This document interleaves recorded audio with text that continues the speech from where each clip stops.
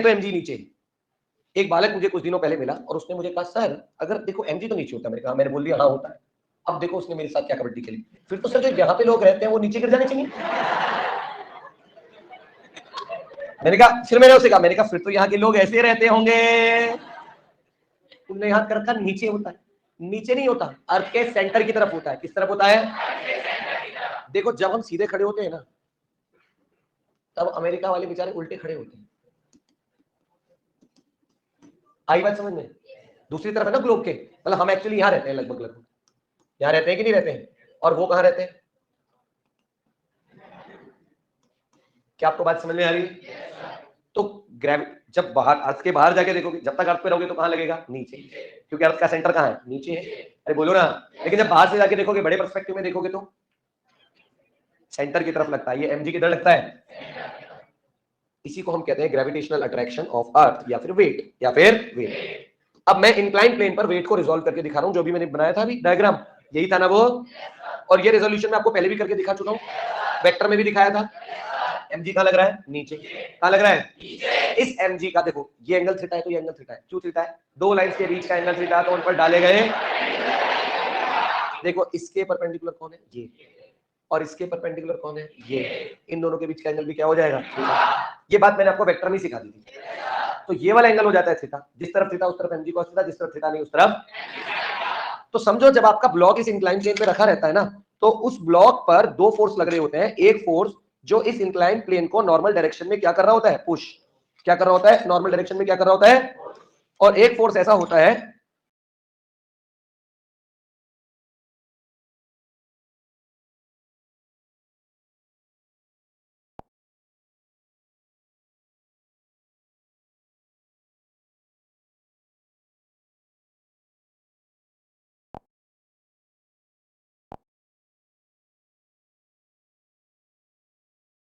जो कि क्या कर रहा होता है? उसे नीचे खिसकाने की कोशिश कर रहा होता है। उसे देखो ये है ना, एक फोर्स इसे कहां खिसकाने की कोशिश कर रहा है? नीचे। वो कौन है? mg sin theta. और एक इस इंक्लाइन प्लेन को ऐसे पुश कर रहा है नॉर्मली। तो ये बाबूजी और ये बाबूजी दोनों ही इस वर्टिकल वाले फोर्स के क्या है? कंपोनेंट। क्या है? तो ये mg के दो कंपोनेंट कर रखे हैं, समझाने का। ये mg cos theta mg sin theta बच्चा रट लेता है अच्छे से, उसे पता चल जाता है mg sin थीटा खिसकावत है और mg cos थीटा उसे दबावत है। याद कर लिया? और सवाल वाला जो है वो कुछ नहीं करता, इस थीटा की जगह ये थीटा दे देता है। हाँ जी, तो 0 नंबर आवत है। हाँ भाई, मास्टर पे आरोप लगावत है। हाँ, मास्टर गलत पढ़ावत है। बोलो भाई। हाँ जी, नहीं आई बात समझ में? तो आपको ध्यान देना पड़ेगा कि mg cos theta mg sin theta वाला नाटक केवल तब चलेगा जब आप mg cos theta mg sin theta वाला नाटक तब काम करेगा जब आप एंगल किसके साथ लो? हॉरिजॉन्टल के साथ। क्लियर है? mg cos theta is pushing inclined plane perpendicularly, mg sin theta is trying to slide block along the inclined plane. इतनी बात आप mg के बारे में जानते हैं, बहुत जानते हैं। पहले बताओ mg कैसा फोर्स है? फील्ड फोर्स है, हमेशा किधर लगता है? Vertically downward. उसके होते हैं दो कंपोनेंट, अगर इंक्लाइन प्लेन पे रखा है तो, और खिसकाने वाला mg sin थीटा, दबाने वाला mg cos थीटा। और इस mg की असलियत कौन है? g की वैल्यू कौन है? gme upon re square. वो हमने अभी रख नहीं रखी, अदरवाइज रख देंगे तो फिर पूरा हो जाएगा gmem अपॉन re स्क्वायर। इसी को थोड़ा सा घर में चिंटू बोल देते हैं, ऐसे उसे बोल देते हैं mg। क्या बोल देते हैं? mg। क्या आपको बात समझ में आई? फिर आता है टेंशन फोर्स। क्या आता है? Tension force. ये बहुत प्यारा फोर्स है। तो पहली बात तो टेंशन फोर्स कैसा फोर्स है? Contact force. Observed in rope, string, belt, chain, rods. किस किस में? रोप में, रस्सी में, स्ट्रिंग में, धागे में, बेल्ट में, चेन में, रॉड में। जो रॉड होती है, कोई सिंपल रॉड है, इस रॉड में भी क्या है? टेंशन। अगर मैं इससे किसी चीज को ऐसे टांग दूंगा, उसमें भी क्या आ जाएगी? टेंशन। पढ़ेंगे धीरे धीरे। It can always pull but can never push. Yes sir, rod तो पुश कर देती है। रॉड जिस फोर्स से पुश करती है फिर उसे टेंशन नहीं कहते, उसे नॉर्मल रिएक्शन कहते हैं। क्या कहते हैं? मैंने इस रॉड के इधर किसी चीज को बांध दिया और ऐसे खींच के ले गया, तो ये किससे खींच के ले गया? टेंशन से। किससे? फिर मुझे इसे दबाना था, मैंने ऐसे कर दिया। ये यानी कि रॉड एक ऐसा आइटम है जिस आइटम में टेंशन भी है और नॉर्मल। लेकिन धागे में, धागे के पास सिर्फ टेंशन है, धागे के पास क्या नहीं है? नॉर्मल रिएक्शन नहीं। समझ रहे हैं? मैंने ली एक रस्सी, मैंने रस्सी कुशल जैन के गले में, अब मैंने उसे खींचा, कुशल जैन कहे करता हुआ, बिकॉज रस्सी कैन पुल। अब मैं चाहूं कि कुशल जैन वापस चला जाए, मैं रस्सी को ऐसे करूं, रस्सी मुड़ जाएगी, जिसे कहते हैं रस्सी का स्लैक होना। क्या कहते हैं? रस्सी का। एंड रस्सी कैन नेवर पुश। अब तो बिस्किट ही फेंकना पड़ेगा।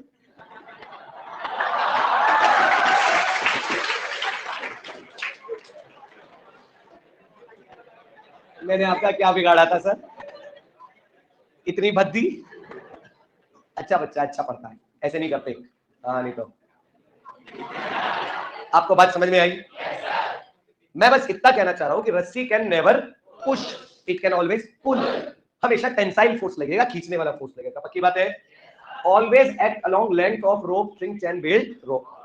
चेन हो, बेल्ट हो, रॉड हो, सबकी लेंथ के अलोंग लगेगी। जैसे अगर हमारे पास एक रस्सी है, इस रस्सी से एक ब्लॉक टंगा है, तो इसमें जो टेंशन पैदा होगी वो हमेशा इस धागे के अलोंग होगी। अभी ऐसी टेंशन नहीं आएगी है, कभी कभी ऐसी टेंशन पैदा नहीं होगी। ये लो भाई साहब, ये लो टेंशन। टेंशन हमेशा क्या आएगी? हमेशा धागे के अलोंग। कैसे आएगी? धागे के। तो हमेशा धागे के अलोंग ही टेंशन आने वाली। क्या समझे? समझ में आया? ओके। जैसे कभी मैंने ये दो पुली लगा दी। अभी अगली क्लास में आपको पुली वुली का सेटअप भी थोड़ा सा दिखाएंगे।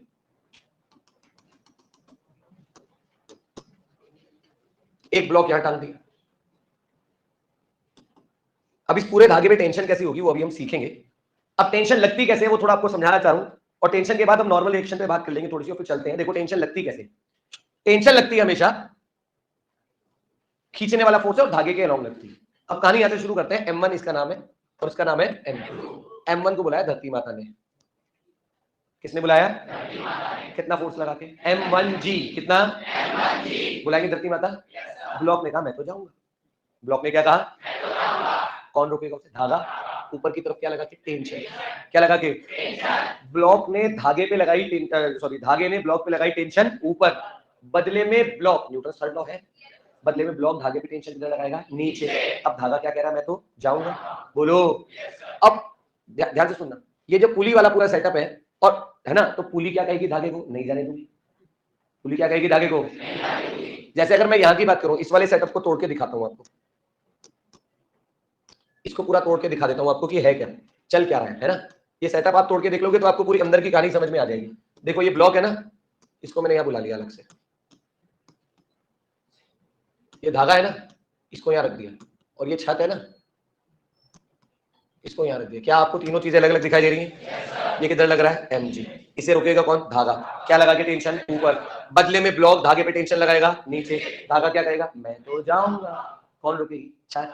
अरे धागे जाके बातें मत बनाओ, मुझे रोको। छत ने टेंशन लगाई ऊपर, बदले में इसने छत पे टेंशन लगाई। अब जिसके घर की छत कह रही हो मैं तो जाऊंगी, उसे कुछ व्यवस्था देख लेनी चाहिए। वो तो छत है ना, उसको तो सपोर्ट दी है ना साइड से। वो थोड़ी कहेगी जाऊंगी। ऐसे कैसे जाएगी? पैसे लगाए हैं। हाँ, इतना RCC का काम कर रखा है, कॉलम लगाए, बीम लगाए, तू कह रही है मैं तो जाऊंगी है? बस एक मिनट रुक जा जरा, काम की चीजें निकाल लूं। आ रही है बात समझ में? ऐसे फोर्सेस लगते हैं। अब मेरे से मैं एक बालक को पढ़ा रहा था, मैंने उससे पूछा, मैंने कहा कि भाई धागे में टेंशन किधर है? कोई कह रहा ऊपर, कोई कह रहा नीचे। भाई धागे में टेंशन ये देख के बताई जाएगी कि कौन से ऑब्जेक्ट पे पूछी गई। कौन से? ब्लॉक पे किधर लग रही है टेंशन? ऊपर। ब्लॉक पे किधर लग रही है? धागे पे किधर लग रही है? दोनों तरफ, ऊपर भी और छत पे किधर लग रही है? नीचे। समझ गए? किसी से पूछो बताओ इस डायग्राम में टेंशन किधर है? आधी क्लास ऊपर, आधी नीचे। अबे पागल आदमी, ये तो पूछ लेने दो किस पर ऊपर नीचे करना चाहिए। नाम क्या है? पूछा ही नहीं किसका। बता रहे हैं किसी का भी, जिस जिसका दिल दिल में है अपने नाम है। हाँ समझ रहे? मुझसे किसी ने पूछा, मैंने भी बता दिया उसका नाम, जिसका नाम मेरे दिल में। माँ का नाम मेरे दिल। आप समझ चुके हो मुझे, अब मुझे सारी ट्रिक समझ में आ गई। नई ट्रिक नहीं लाऊंगा अगली क्लास से, आपको समझ में आ गया ये? तो tension always acts along length of chain, belt, rope, जो कोई भी है उसकी लेंथ के अलोंग लगे। आई बात समझ में? Self adjusting in terms of its magnitude with the maximum permissible value. Tension की ना धागे में एक मैक्सिमम परमिसिबल वैल्यू होती है, उसके बाद वो टूट जाती है। लेकिन उससे पहले उसके अंदर जो टेंशन फोर्स आता है वो सेल्फ एडजस्टिंग होता है। जैसे आपने 2 किलो का मास टांगा, उसमें टेंशन 2 किलो को झेलने के लिए आ जाएगी। 4 किलो टांग दिया, 4 किलो के हिसाब से आ जाएगी। 6 किलो टांग दिया, 6। अब देखो, अभी बताओ इस धागे में टेंशन क्या? काफी ज्यादा है ना? अब देखो मैंने ये हटा दिया, इसमें से एक वेट निकाल दिया, टेंशन क्या हो गई होगी? कम। एक और निकाल दिया, क्या हो गई? मैं क्या टेंशन भाई हो धागे, तुझे कौन बता रहा है ये सब? कहते अपना तो ऐसे ही है, अपना दिमाग बहुत तेज है। तो क्या करते हो तुम? कह रहे हो जैसी जरूरत तो माथा देख के तिलक लगाते, माथा देख के, गला देख के हार पहना देते। हमारा तो ऐसी है, कहा बहुत इसी मांग देख के सिंदूर तो नहीं भरते थे। हाँ भाई, ये सब मत करना बेटा, लोग भी तुम्हारे गाल देख के झापड़ी झापड़ मारते। वेट, अरे उसको बस हंसने ही आ रहे हैं। ये वेट है, ये नया था। है तो बहुत सारे, मैं बचा के रखता हूँ, खत्म हो जाएंगे तो फिर अगले बैच में क्या चलाऊंगा। ये मैं वेट क्या करता जा रहा हूँ, कम। टेंशन भी क्या होती जा रही है। तो टेंशन के पास है अपनी आर्टिफिशियल इंटेलिजेंस, जैसी जरूरत हो वैसी लग जाती है। लेकिन तो जीरो से लेके एक मैक्सिमम परमिसिबल वैल्यू तक टेंशन की वैल्यू कुछ भी हो सकती है, समझ गए, कुछ भी। और ये भी न्यूटन थर्ड लॉ को क्या करता है, फॉलो। जो डायग्राम फाइग्राम बनाया सब यहाँ बने। एक छोटी सी बात मुझे आपसे, नॉर्मल रिएक्शन भी कॉन्टैक्ट फोर्स है, and it can always push but can never. आई बात समझ में। नॉर्मल रिएक्शन मतलब धक्का, नॉर्मल रिएक्शन मतलब आपने किसी को पकड़ा, जो मैंने दिया था अभी छत पे ले जाके क्या लगाई थी उस पे, समझ गए।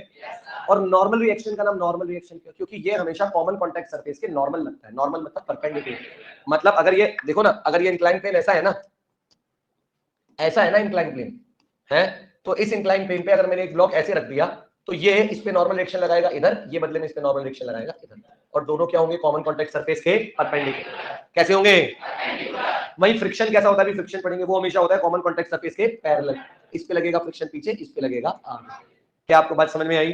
तो वो कौन सा फोर्स है जो कॉमन कॉन्टैक्ट सरफेस के हमेशा परपेंडिकुलर होता है, और वो कौन सा फोर्स पढ़ते हैं जो हमेशा कॉमन कॉन्टैक्ट सरफेस के पैरेलल होता है। वो कौन सा फोर्स है जो हमेशा किसी थ्रेड के रोप की लेंथ के अलोंग लगता है। वो कौन सा फोर्स है जो मैकेनिक्स में बिना छुए लग जाता है। तो जब मैं फोर्सेस की बात करूं, वो कौन सा फोर्स है जो हमेशा केवल पुल कर सकता है, पुश नहीं कर सकता है। कुशल जैन बताएंगे, टेंशन, तो समझ गए होंगे। वो कौन सा फोर्स है जो केवल पुश कर सकता है, पुल नहीं।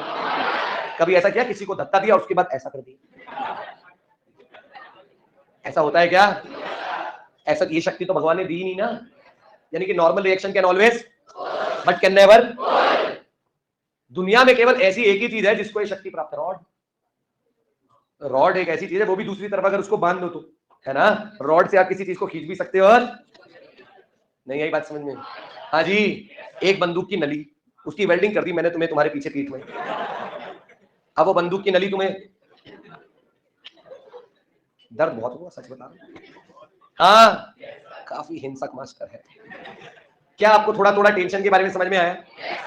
ऐसा है, मैं ये सोच रहा था कि आज ना आप टेंशन फोर्स के बारे में ना सिर्फ यहां तक लिखना, यहां ये यहां तक निशान लगा दो, यहां बस। नीचे डायग्राम मत बना, डायग्राम मैं बनवाऊंगा खुद, डायग्राम मैं बनवाऊंगा सोने सोने। लिख लोगे। कुछ मजा आया। वाह, बहुत सुंदर। एक फटाफट से, एक दिव्या बोहारे, हरियाली कुशवाहा, महिमा भूरिया, संचिता गर्ग, आदर्श नरवरिया, आदर्श समाधिया, आलेख यादव, अक्षत सिंघल, अन्वेश शर्मा, आयुष टुटेजा, देव गुप्ता, ध्रुव सिंह गुर्जर। कोई है इनमें से। कृष्ण लोकवानी,